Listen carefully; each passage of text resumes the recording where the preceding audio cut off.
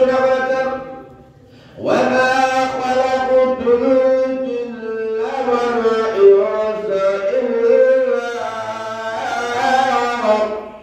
ইল্লা লিয়াবুদুন।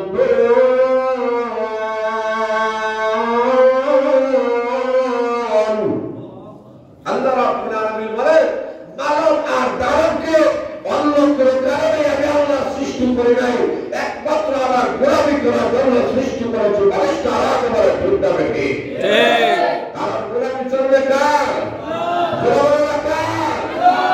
এই জমিটা আকাশটা চন্দ্রটা সূর্যটা গ্রহ নক্ষত্রটা আমরা কার? এই কারণে আল্লাহ বলেন দুনিয়াতে পাঠাইছি রং তামাশা খেলার জন্য, রং তামাশার জন্য নয়।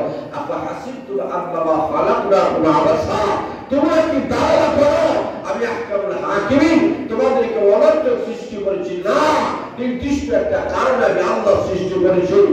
দুনিয়ার বান্দা আর বান্দা আমার ইবাদতের জন্য সৃষ্টি করেছি। আর ইবাদত এমন ভাবে করো যে মহান আল্লাহ রাব্বুল আলামিনকে দেখতেছো। যারা বলে সুবহানাল্লাহ। أن تعبد الله كأنك تراه فإن لم تكن تراه فإنه يراك। আল্লাহ নবী বলেন এমন ভাবে তুমি আল্লাহর গোলামি করো যেন মহান আল্লাহ রাব্বুল আলামিনকে তুমি দেখতেছো। ওই স্তরে যদি তুমি যাইতে না পারো, আল্লাহ রাব্বুল আলামিনকে তুমি দেখতেছো, ওই জায়গা পর্যন্ত যদি তুমি যাইতে না পারো, তাহলে তুমি মনে করো আহকামুল হাকিমের মহান আল্লাহ সব দৃষ্টিকোণটা তোমাকে দেখতেছে। কথা বলেন ঠিক না ঠিক?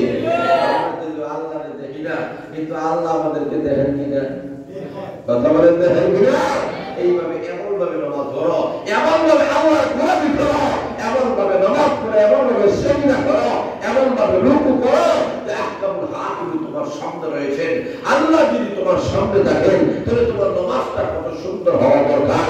আজকে আমাদের সমাজের মানুষগুলো নামাজ পড়ে কিন্তু নামাজগুলো সুন্দর হচ্ছে না, যার কারণে নামাজের কোনো ফলাফল পাওয়া যাচ্ছে না। কথা বলে ঠিক না বেশি?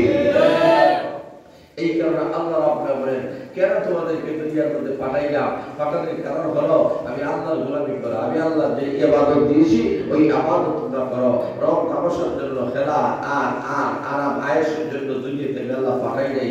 তখন বান্দা যখন দুনিয়াতে আসলো তখন ওই বান্দাটা নামাজের মধ্যে আল্লাহর কাছে দরখাস্ত করে, বলে আল্লাহ ইহদিনাস সিরাতাল মুস্তাকিম, আল্লাহ আমাদেরকে সিরাতে মুস্তাকিমের পথ দেখাও। সিরাতে মুস্তাকিম মানে হলো জান্নাতের পথ দেখাও। সুবহানাল্লাহ। কেন বলে যে জান্নাত থেকে আমরা এসেছি আবার ওই জান্নাতে আমাদেরকে পৌঁছায়া ধরে বলে না পৌঁছায়া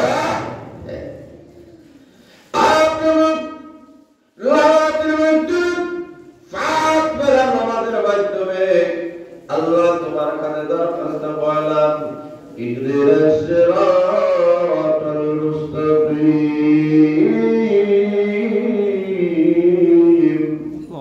আল্লাহ আমাদেরকে সিরাতে মুস্তাকিমের পথ দেখাও।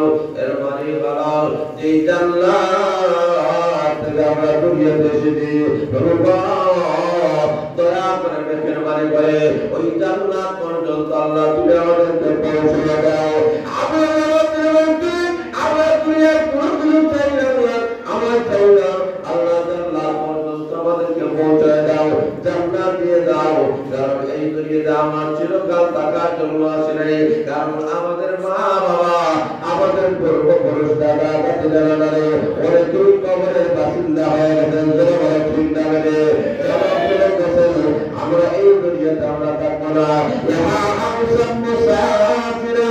वही आखिर ठिकाना, कोई आगे रवाना है, कोई पीछे रवाना। बोला ठीक ना ठीक? आगे যাবে কেউ পরে যাবে, এটাই বড় দুনিয়ার নিয়ম।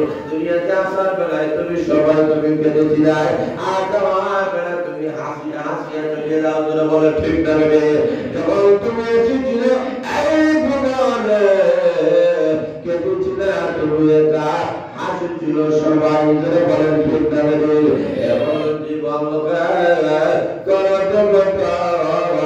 বলিলে হাসিবে একা কাঁদিবে বুবান ধরে বলেন ঠিক না রে আল্লাহ রাব্বুল আলামিন বলতে যায় রাত দুনিয়ার মানুষেরা নাম তামাশার জন্য আমি আল্লাহ দুনিয়াতে পাঠাই নাই আমার গুনাহগুলোর জন্য তোমাদেরকে দুনিয়াতে পাঠাইছি ধরে বলেন ঠিক না রে আল্লাহ রাব্বুল আলামিন বলেন এমন জীবন তোমরা গঠন করে যাও এই দুনিয়ার মধ্যে এসেছো সুন্দর জীবন গঠন করার জন্য তোমাদের জীবনে যদি রাস্তাকে পাঠালাম তাহলে যদি রাস্তা থাকে কোরআনের মাহফিলের সহযোগিতা যদি বাড়ান্তর থাকে মসজিদের সাথে যদি তোমার সম্পর্ক থাকে মাদ্রাসার সাথে যদি তোমার সম্পর্ক থাকে এইগুলা কিয়ামতের কঠিন ময়দানে না গাফের মুসিলা হয়ে যাবে ওইগুলা তোমাকে দুনিয়া এবং আখিরাতে সম্মান আর মর্যাদার অধিকারী বানায় দেবে এই কারণে আমরা আল্লাহর কাছে দরখাস্ত করি আল্লাহ দুনিয়ার কোনো নিয়ামত আমরা চাই না আল্লাহ তোমার কাছে আমরা জান্নাত চাই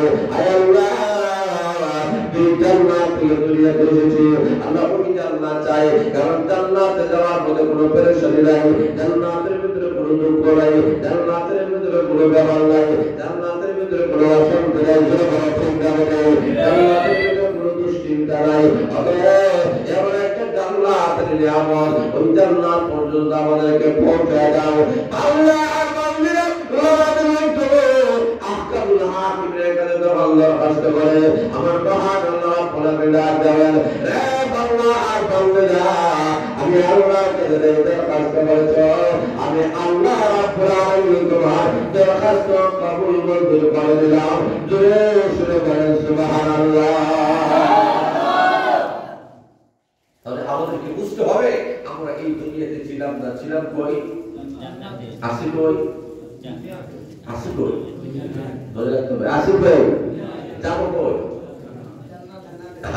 এই তিনটা প্রশ্নের জবাব যদি তারা না হয় তাহলে প্রকৃত পক্ষে মানুষ হওয়া যায় না যেন ঠিক না ঠিক একটা মানুষ যদি একটা মানুষ আমরা যে অপরিচিত একটা মানুষ আপনি জিজ্ঞেস করেন আপনি ছিলেন কই হইতে পারি না আসেন কই কইতে পারি না যাইবেন কই কইতে পারি না তো ওই মানুষটাকে মানুষ সুস্থ মানুষ বলবে না পাগল বলবে আর তোরা বলে কারণ তার কোনো ঠিকানা নাই অতীত বর্তমান ভবিষ্যৎ কোনো কিছুই তার কাছে নাই দুনিয়ার মানুষেরা আমরা মুসলমান যখন মুসলমান দেখি আমাদের কাছে কোরআন নাযিল করে আল্লাহ অতীত জানা দিয়েছেন বর্তমান দাঁড়িয়ে আছেন ভবিষ্যৎ দাঁড়িয়ে আছেন তোমাদের ঠিক না ঠিক এই দুনিয়ার রং তামাশা খেল তামাশার জন্য আরাম আয়েশের জন্য নয় দুনিয়ার বুক বিলাসের জন্য আল্লাহ দুনিয়াতে আমাদেরকে পাঠান নাই আমাদের একটাই লক্ষ্য উদ্দেশ্য সেটা হলো আমরা দুনিয়াতে তৈরি হয় অথবা গরিব হয় যে কোনো রকম দুনিয়া আমরা হাতায় যাব কিন্তু আমাদের মেন টার্গেট হয়েছে আল্লাহ তুমি জান্নাত জোরে ঠিক না ঠিক